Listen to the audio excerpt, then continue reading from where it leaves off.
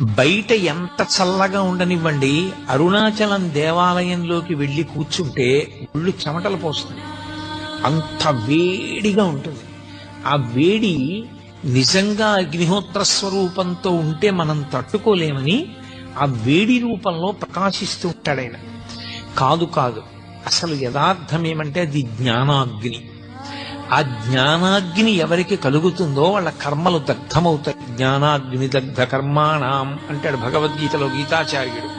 ఆ జ్ఞానాగ్ని వలన మళ్లీ పుట్టవలసినటువంటి అవసరం లేకుండా పాపములన్నీ కూడా కాలిపోతాయి సంచితముతో కలిపి. అంత గొప్ప జ్ఞానస్వరూపమే రాశీభూతమై లింగస్వరూపాన్ని దాల్చింది. జ్ఞానస్వరూపమైనటువంటి అగ్నిలింగం. అందుకే అరుణాచలంలో ఉండేటటువంటి శివలింగము భౌతికమైనటువంటి అగ్నికి ప్రతీక, జ్ఞానాగ్నికి ప్రతీక.